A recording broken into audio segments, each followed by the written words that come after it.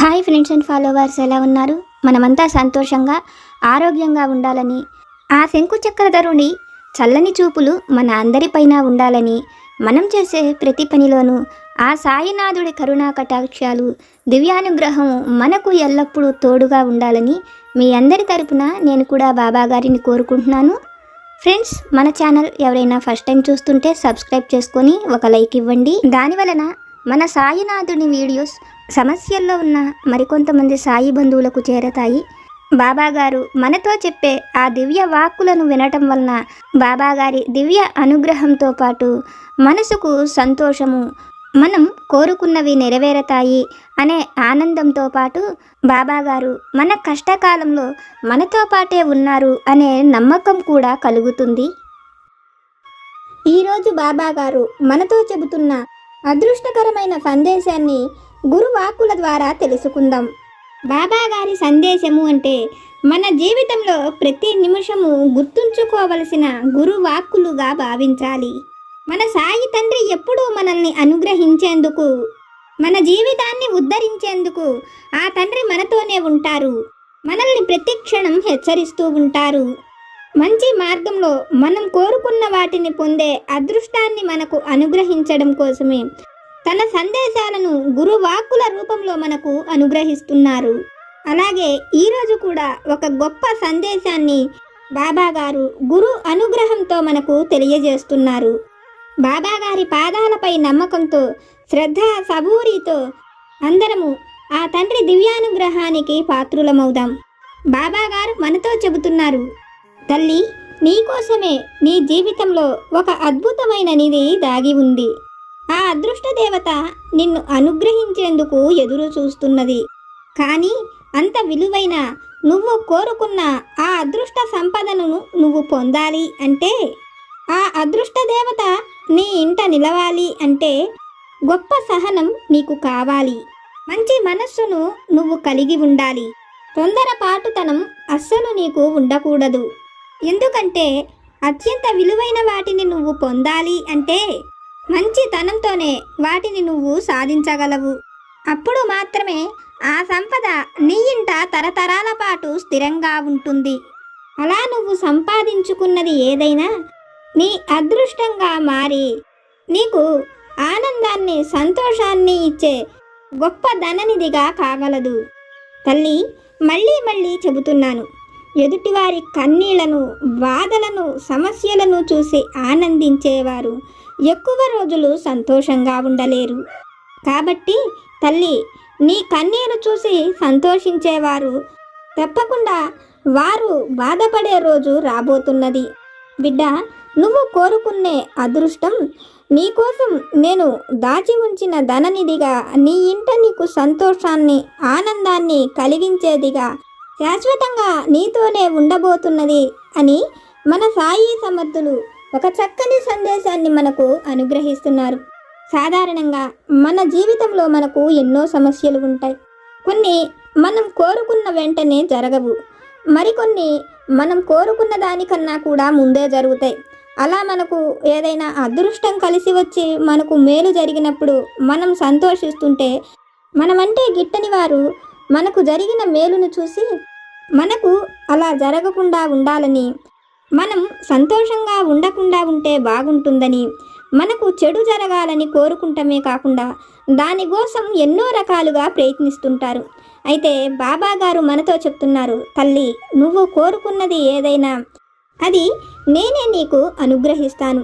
నీ అదృష్టంగా మారి నీతో అది శాశ్వతంగా ఉంటుంది తల్లి అని మన సాయి తండ్రి అనుగ్రహంతో బాబాగారు మనల్ని ఆశీర్వదించి ఒక మంచి సందేశాన్ని మనకు తెలియజేస్తున్నారు.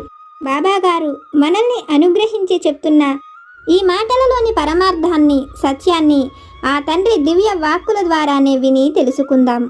పూర్వం ఒక గ్రామంలో శేషయ్య, రంగయ్య అనే ఇద్దరు అన్నదమ్ములు ఉంటారు. తండ్రి ఇద్దరికీ కూడా చెరో కొంత భూమిని ఇస్తాడు. శేషయ్య తన భూమిలో ఎంతో కష్టపడి పనిచేసేవాడు. శేషయ్య ఎంత పని చేసినా ఆ భూమిలో ఎక్కువగా పంట పండేది కాదు. రంగయ్య ఎక్కువ కష్టపడకపోయినా అతని భూమి బాగా పండి పట్టణానికి వెళ్ళి వ్యాపారం కూడా చేసుకుంటూ ఉండేవాడు. అది చూస్తున్న శేషయ్యకు తనకు అంతటి అదృష్టం లేదని, అతను ఎంత పని చేసినా కూడా తన భూమి బండటం లేదని శేషయ్య బాధపడుతుండేవాడు. ఒకరోజు శేషయ్య తన పొలంలో దిగి పనిచేస్తున్న సమయంలో తమ్ముడు పట్టణానికి వ్యాపారం కోసం వెళ్ళి ఉంటాడు. తమ్ముడి పొలంలోకి ఎవరో దిగి పనిచేస్తూ అతని పొలమంతా కూడా చక్కగా దున్నుతూ కనపడతారు. అతని దగ్గరకు వచ్చిన శేషయ్య, ఇది నా తమ్ముడు రంగయ్య పొలం, నువ్వు అతని పొలాన్ని దున్నుతున్నావు, ఎవరు నువ్వని అడుగుతాడు. అందుకు అతను శేషయ్యతో, నేను నీ తమ్ముడు రంగయ్య అదృష్టాన్ని, అతడు లేకపోయినా అతని పొలాన్ని నేను సాగు చేస్తున్నాను, నేను ఉండటం వలనే అతను ఇక్కడ లేకపోయినా అతని పొలం ఇంత బాగా పండుతున్నదని చెప్తాడు. అది చూసిన శేషయ్య, మరి నా అదృష్టం ఏది, ఎక్కడ ఉన్నది, నేను ఏ పని చేసినా కలిసి రావటం లేదని అడుగుతాడు. అందుకు అతను, నీ అదృష్టం అదిగో ఆ చెట్టు కింద బండ మీద పడుకొని ఉన్నది చూడుమని, నువ్వు వెళ్ళి నీ అదృష్టానికి కలిగిన సోమరితనాన్ని వదిలించి నువ్వు కూడా తన ద్వారా పని చేసుకుంటే నీ అదృష్టం కలిసి వచ్చి నువ్వు కూడా బాగుపడతావని చెప్తాడు. ఆ మాటలు వింటూనే శేషయ్యకు తన అదృష్టం ఆ విధంగా బద్ధకంగా పడుకున్నదన్న కోపంతో అక్కడకు వెళ్ళి ఆ బండ మీద పడుకున్న అదృష్టాన్ని నిద్రలెమ్మనమని చెప్పి తనకు పని చేసి పెట్టమని అడుగుతాడు. అందుకు శేషయ్య అదృష్టం శేషయ్యతో, శేషయ్య, నాకు పని చెయ్యాలంటే కొంచెం కష్టమే, కానీ నీకు అదృష్టం కలిసి వచ్చి నువ్వు ఎలాగూ కష్టపడుతున్నావు కాబట్టి అభివృద్ధిలోకి వచ్చేందుకు నీకు కావలసిన మంచి సలహాలను నేను ఇవ్వగలనని, నువ్వు కూడా నీ తమ్ముడిలాగా పట్టణానికి వెళ్ళి చక్కగా వ్యాపారం చెయ్యమని, మంచి అభివృద్ధిలోకి వస్తావని చెప్తుంది. అదృష్టం చెప్పిన మాటలపైన పూర్తి నమ్మకంతో శేషయ్య తన ఇంటికి వెళ్ళి అతను పట్టణానికి వెళ్లేందుకు కావాల్సిన కొంత ధనాన్ని తన వెంట తీసుకువెళుతుంటాడు. అయితే శేషయ్య ఇంట్లో భోషాణం పక్క నుంచి ఏడుపు వినపడుతుంది. ఎవరా నా ఇంట్లో ఈ విధంగా కూర్చొని ఏడుస్తున్నారని శేషయ్య ఆ మూలకు వెళ్ళి భోషాణం దగ్గర కూర్చున్న పెద్దమ్మతో, పెద్దమ్మ, ఎందుకు నువ్వు ఇక్కడ కూర్చొని ఏడుస్తున్నావు, ఎవరు నువ్వని అడుగుతాడు. అందుకు శేషయ్యతో ఆ పెద్దామె, శేషయ్య, నీ చిన్నప్పటి నుంచి నేను నీతోనే ఉన్నాను, నువ్వు ఎన్ని కష్టాలు పడ్డా ఎన్ని బాధలు పడ్డా నేను నీతోనే ఉన్నాను, అటువంటి నన్ను నువ్వు ఇక్కడే విడిచిపెట్టి పట్టణానికి వెళ్ళి వ్యాపారం చేసి అదృష్టం కలిసి వస్తే నా చెల్లెలు అదృష్ట దేవత నీ ఇంటికి వస్తుంది, అప్పుడు నేను ఇక్కడ ఉండేందుకు వీలు కాదని ఆమె అతనితోనే ఎప్పుడూ ఉంటున్న పెద్దమ్మనని చెప్తుంది. ఆ మాటలు వింటున్న శేషయ్యకు ఇన్ని రోజులు అతను ఏ పని చేసినా కలిసి రాకపోవడానికి కారణం ఈమెనని, అతని తమ్ముడితో అదృష్ట దేవత ఉండబట్టే అతనికి ఆ విధంగా కలిసి వస్తున్నదని తెలుసుకున్న శేషయ్య బాగా ఆలోచించి, పెద్దమ్మ, నువ్వు ఎన్ని రోజులు నాతో ఉండి ఇప్పుడు మాత్రం నాకు దూరంగా ఉండడం ఎందుకు, మనం ఇద్దరము కలిసే పట్టణానికి వెళదాము, అయితే నేను నిన్ను ఒక పెట్టెలో పెట్టి నాతో పాటు పట్టణానికి తీసుకువెళతాను, నువ్వు వచ్చి ఆ పెట్టెలో కూర్చోమని అతను చూరులో నుంచి ఒక చెక్క పెట్టెను తీసుకువచ్చి ఆ పెద్దమ్మ ముందు పెడతాడు. ఆమె ఎంతో సంతోషంగా ఆ చెక్క పెట్టెలోకి కూర్చుంటుంది. శేషయ్య ఊరు నుంచి బయలుదేరి పట్టణానికి వెళ్ళే దారిలో ఊరు చివరన ఉన్న బావిలో ఆ పెట్టెను పారేసి అతను పట్టణానికి వెళ్ళి వ్యాపారం చేసి 1 సంవత్సరంలోనే ఎంతో ధనాన్ని పోగు చేస్తాడు. ఆ ధనంతో తను ఎంతో సంతోషంగా ఉంటూ తన భార్య బిడ్డలను కూడా అక్కడికి తెచ్చుకుంటాడు. అయితే శేషయ్య జీవితంలో వచ్చిన మార్పును చూసిన రంగయ్యకు శేషయ్య జీవితం ఈ విధంగా ఎలా మారింది, అతను అంతకుముందు ఎంత కష్టపడినా అతనికి ఇంత ధనం లేదని, ఇప్పుడు ఈ ధనమంతా ఎలా సంపాదిస్తున్నాడో ఆ విషయాలు తెలుసుకోవాలని తన సొంత అన్నైన శేషయ్య అలా అభివృద్ధిలో ఉండటం రంగయ్యకు ఏమాత్రమూ నచ్చక ఒకరోజు తన భార్య బిడ్డలతో పాటు శేషయ్య ఇంటికి వచ్చి శేషయ్య భార్య బిడ్డలతో సంతోషంగా సమయాన్ని గడుపుతూ వాళ్లతో అన్న అభివృద్ధికి సంబంధించిన విషయాలను తెలుసుకోమని తన భార్యకు చెప్తాడు. రంగయ్య భార్య వెళ్ళి శేషయ్య భార్యను అడిగినప్పుడు ఆమె ఆ విషయాలు ఏవి వాళ్లకు తెలియవని చెప్తుంది. ఆ విషయాలు వాళ్ళ భార్యా బిడ్డలకు ఏవీ తెలియవని తెలుసుకున్న రంగయ్య శేషయ్యనే ఆ విషయాలను అడిగి తెలుసుకోవాలని మాటల మధ్యలో అన్న దగ్గర నుంచి అన్ని విషయాలను తెలుసుకుంటాడు. శేషయ్య చెప్పిన మాటలు అన్నీ విన్న రంగయ్యకు అతని దగ్గర అదృష్ట దేవత ఉన్నదని, అయితే పెద్దమ్మ అతని ఇంటికి వస్తే ఆ అదృష్ట దేవత అతని దగ్గర నుంచి వెళ్ళిపోతుందని, ఆ పెద్దమ్మ రావాలి అంటే ఇప్పుడు ఆ బావి దగ్గరకు వెళ్ళి ఆ బావిలో ఉన్న చెక్క పెట్టెలోని పెద్దమ్మను బయటకు తీస్తే శేషయ్య మళ్ళీ పేదవాడే అయిపోతాడని, అతను మాత్రం ఎప్పుడూలాగా ధనికుడుగానే ఉండవచ్చని ఆలోచించిన రంగయ్య శేషయ్య సొంత గ్రామానికి వెళ్ళి అక్కడ ఆ బావిలో ఉన్న చెక్క పెట్టెను పైకి తీసుకువస్తాడు. చెక్క పెట్టెలోని పెద్దమ్మ ఎలా ఉంటుందో చూడాలి అనుకున్న రంగయ్య ఆ చెక్క పెట్టెను తెరుస్తాడు. ఆ చెక్క పెట్టెలో నుంచి ఒక పెద్దమ్మ బయటకు వస్తుంది. ఆమెను చూస్తూనే రంగయ్య ఎంతో సంతోషంగా, పెద్దమ్మ, నేను నిన్ను బయటకు తీసుకువచ్చాను, ఇంకా నువ్వు మా అన్న ఇంటికి వెళ్ళొచ్చు. మా అన్న నిన్ను ఈ బావిలో పారేసి వెళ్ళాడు, కానీ నేను మాత్రం నిన్ను బయటకు తీసుకువచ్చాను. అందుకు నువ్వు నాకు తప్పక కానుకను ఇవ్వవలసి ఉంటుందని చెప్తాడు. ఆ మాటలు అంటున్న రంగయ్య భుజాల మీదకే ఆ పెద్దమ్మ ఎక్కి కూర్చుంటుంది.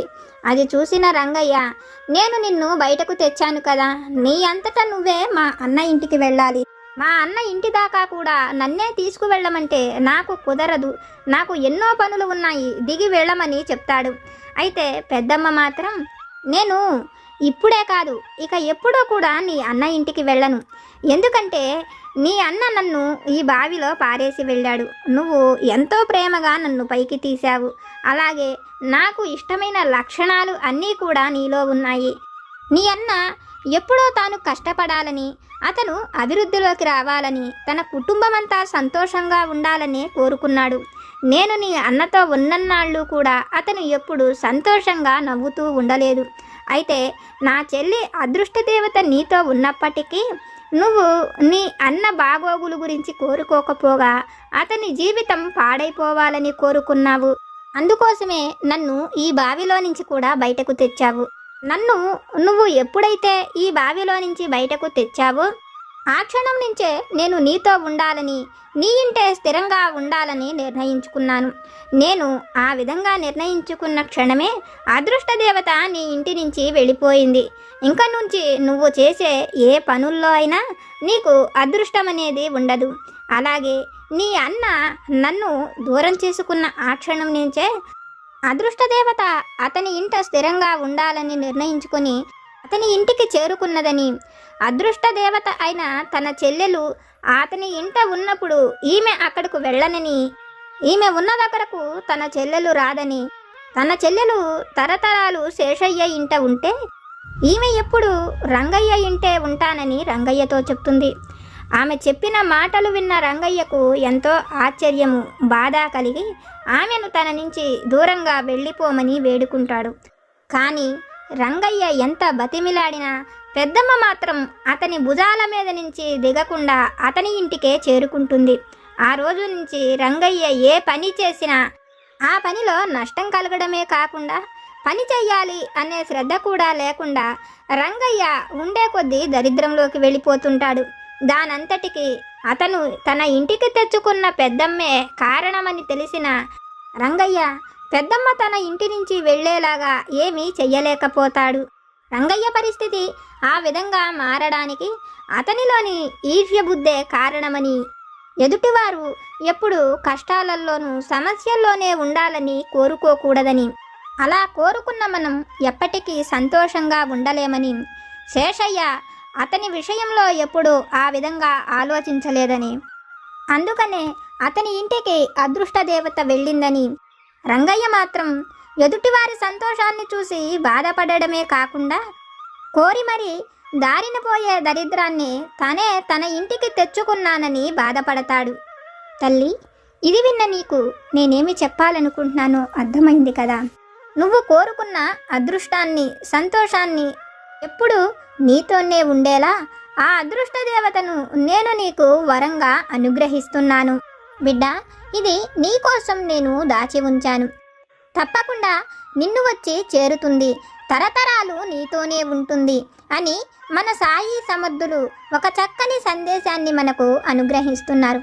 బాబా గారి పైన నమ్మకంతో మనం ఏదైతే కోరుకుంటామో అది మనం ఇష్టపడ్డ వ్యక్తితో మన వివాహమైన, మన జీవిత భాగస్వామితోనూ మన బిడ్డలతోనూ సంతోషకరమైన జీవితమైన, మనం కోరుకుంటున్నటువంటి ఒక మంచి గృహమైన, ఉద్యోగమైన, ఆరోగ్యమైన, మనం కోరుకుంటున్నది ఏదైనా మనకు సంతోషాన్ని, ఆనందాన్ని ప్రసాదించేదిగా అది మనల్ని తప్పక వచ్చి చేరుతుందని, మనం ఎలా సంతోషంగా ఉండాలని కోరుకుంటున్నాము అలాగే ఎదుటివారు కూడా మన సంతోషాన్ని, ఆనందాన్ని కోరుకోనప్పుడు మనల్ని చూస్తూ వాళ్ళు ఏదైతే కోరుకుంటున్నారో వాటినే తిరిగి పొందుతారు అని సాయి సమర్థులు ఒక చక్కని సందేశాన్ని మనకు అనుగ్రహిస్తున్నారు.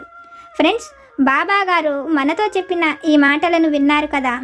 మనం ఎప్పుడైతే ఎదుటివారి సంతోషాన్ని, ఆనందాన్ని కోరుకుంటామో అప్పుడే ఆ అదృష్ట దేవత తరతరాలు మనతోనే ఉంటుందని, ఎప్పుడు ఎదుటివారి సమస్యలను కోరుకోకూడదని సాయి సమర్థులు ఒక చక్కని సందేశాన్ని మనకు అనుగ్రహించారు.